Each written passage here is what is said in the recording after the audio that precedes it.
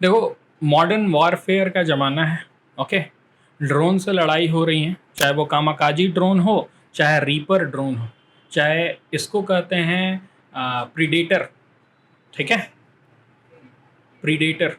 ठीक है, सिंपल सा अगर नाम याद रखना है तो MQ9 इसका नाम है। Okay, MQ9 reaper. ओके, क्योंकि मॉडर्न वॉरफेयर में क्या चाहिए हमें, एक ऐसा मशीन चाहिए, ऐसा रोबोट चाहिए जिसमें कि मौत कम हो और डिवास्टेशन ज़्यादा हो।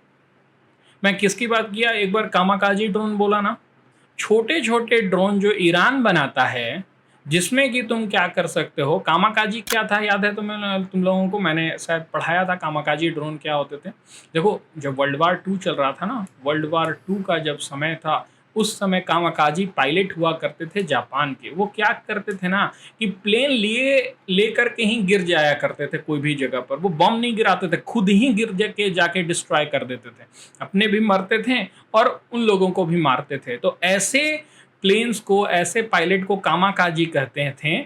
और अब इस तरह के ड्रोन्स का यूज करते हैं तुम्हारा रशिया अभी यूक्रेन के वार में कर रहा है। कामाकाजी ड्रोन्स का ईरान बनाता है। इनको क्या करना है कि इनको वापस लाने की जरूरत नहीं है। इतना सस्ते ड्रोन हैं कि इतना एक्यूरेट हैं कि इनको उड़ाओ और जाके वहां पर क्या करो, गिरा दो। इससे लार्ज स्केल डिवास्टेशन होगा। अब कामाकाजी का तो मैंने बात इसलिए किया क्योंकि न्यूज में था, पर यहाँ पर बात आ रही है MQ9 रीपर ड्रोन की, जो कि भारत खरीदने वाला है किससे, अमेरिका से। अब ये इंपॉर्टेंट पॉइंट हो गया। क्या डिफेंस के क्वेश्चन यूपीएससी में आते हैं कि नहीं? ऑफ कोर्स आते हैं। ब्रह्मोस और अग्नि हम लोगों ने देखा था, और ड्रोन वाला जो पॉइंट है वो भी आ सकता है। डिफेंस मिनिस्ट्री ने इसको गो थ्रू कर दिया है, जिसको कहते हैं डिफेंस एक्विजिशन काउंसिल, DAC, जिसके हेड कौन है, राजनाथ सिंह। उन्होंने क्या बोला कि उनके अध्यक्षता में डिफेंस एक्विजिशन काउंसिल ने इस चीज़ की मंजूरी दे दी है कि अभी जब मोदी जी जाने वाले हैं कहाँ पर, USA का दौरा पर, उस समय ये जाइए, ये जाके ड्रोन का डील कंप्लीट करके आइए। ठीक है, इंडिया को इस तरह के ड्रोन की ज़रूरत है। और ये वन ऑफ द कह सकते हो कि कॉस्टली डील होगा। इससे पहले जो हम लोगों ने एक C-17 एक्वायर्ड किया था, इसका नाम है globe master. Globe master C-17, ये बहुत बड़ा एयर फोर्स के लिए एक प्लेन है। ठीक ना, जिसके अंदर तुम क्या कर सकते हो, हैवी इक्विपमेंट एक जगह से लेके दूसरे जगह जा सकते हो। C-17 ग्लोब मास्टर को खरीदने में $4 बिलियन खर्च हुआ था। इसमें 31 MQ9 खरीद रहे हैं इन $3 बिलियन। तो उसके बाद का सबसे बड़ा डिफेंस एक्विजिशन भारत करेगा किसके, बिलियन डॉलर है, रुपीस नहीं है, डॉलर करेगा किसके, किससे, अमेरिका से। और ये कब होगा, जब नेक्स्ट वीक मोदी जी पहुंचने वाले हैं तुम्हारा अमेरिका में, दोनों बातचीत करेंगे। और उसके बाद फिर भारत बताएगा कि देखो, रियलिटी तुम लोग कितना भी उड़ लो, हम लोग ही कंज्यूमर हैं तुम्हारे। समझ में आ रहा है? तो शांति से रहो, स्थिरता से रहो। यहाँ पर जो सवाल उठते हैं कि भारत वाइब्रेंट डेमोक्रेसी है कि नहीं, चिल्ला चिल्ला के बोलो कि भारत डेमोक्रेसी है। भारत में प्रेस जो है वो उसको शोषित किया जा रहा है, चिल्ला चिल्ला के बोलो ऐसा कुछ नहीं होता है। क्यों?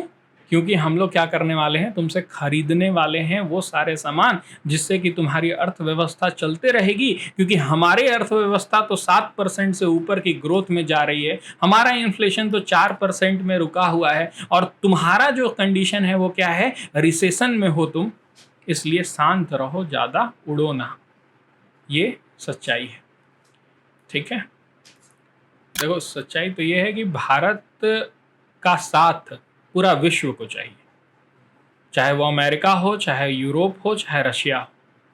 Each and every country in this world accept China and Pakistan need the support of India. That's it. सब चाहता है कि भारत उसका स्ट्रेटेजिक पार्टनर बन के रहे। ओके, और ये डिफेंस एक्विजिशन जो है ना, वो एक तरह से इकोनॉमिक, देखो हमारी सुरक्षा के लिए तो है ही, क्योंकि ये बेहतरीन ड्रोन है। You can see out here, ये US, UK, इटली, फ्रांस ऐसे कंट्री ऑपरेट करते हैं। घंटों तक, 2000 किलोमीटर तक अंदर जा करके पाकिस्तान में ये क्या करेगा, घंटों तक उड़ेगा और वहां का इंफॉर्मेशन वो गैदर करते रहेगा। अगर हमें बिना अपने फाइटर, बिना अभिनंदन को भेजे हुए इसको भेज करके वहां पर बम गिरा करके आ सकते हैं। समझ में आ रहा है ना? ठीक है। सो ये एक बेहतरीन state of the art technology है जो कि भारत खरीदने वाला है, जिसको इस तरह के देश यूज करते हैं।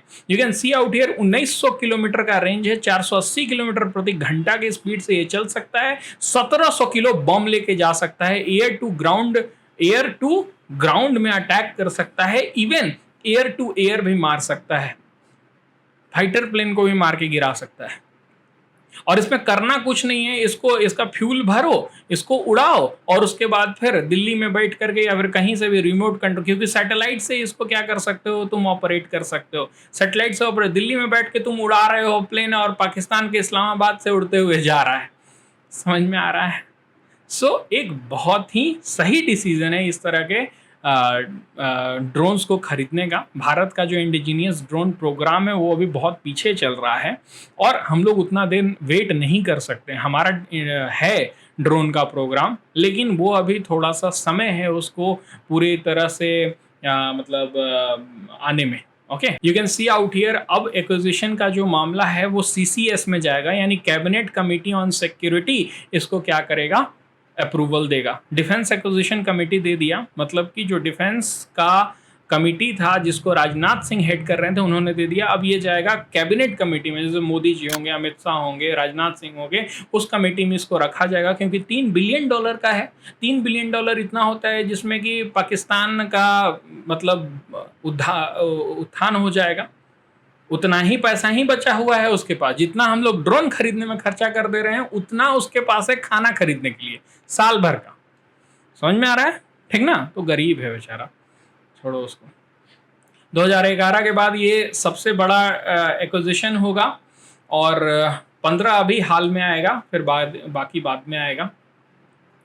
You can see out here, यही ड्रोन है। ओके, इसका नाम MQ-9 रीपर है। ये UAV है, अनमेन्ड एरियल व्हीकल। ओके, मतलब आदमी इसमें नहीं रहेगा और ये फ्लाई करते रहेगा। MQ-9 is the first hunter killer unmanned aerial vehicle, are used primarily in intelligence. इसका फायदा क्या होगा? इंटेलिजेंस में, उसके बाद सर्वेलांस में, रिकॉनेसेंस में, रोल्स एंड द रीपर। ठीक है, which carry as much as ordnance as an F-16 can fly anywhere in the world, piloted by a crew at base in the US। क्या मैंने अब यही बात की ना कि दिल्ली में बैठ करके इस्लामाबाद में उड़ा सकता है? उसी तरह से यूनाइटेड स्टेट क्या करता है, यूनाइटेड स्टेट में पायलट बैठा हुआ रहता है और इसको कहाँ उड़ाता है? अफगानिस्तान में उड़ाता है। समझ में आ गया? कितना मज़ेदार चीज़ है ना? ओके, बिना एक जान गंवाए हुए क्या कर रहा है यहाँ पर, पूरा अफगानिस्तान और इराक में अपना, पाकिस्तान में भी अपना पूरी तरह से इंटेलिजेंस गैदर भी कर रहा है और टेररिस्ट के अड्डों को भी उड़ा रहा है। Okay, so it is a very good step by Indian government. You can see out here, pilot बैठा हुआ है अफगानिस्तान और इराक में। देखो, USA से सैटेलाइट कनेक्ट हुआ, सैटेलाइट से तुम्हारा ये रीपर जो है वो अफगानिस्तान और इराक में उड़ रहा है। सैटेलाइट लिंक से ये कंट्रोल होता है, कोई दिक्कत नहीं है। चलो।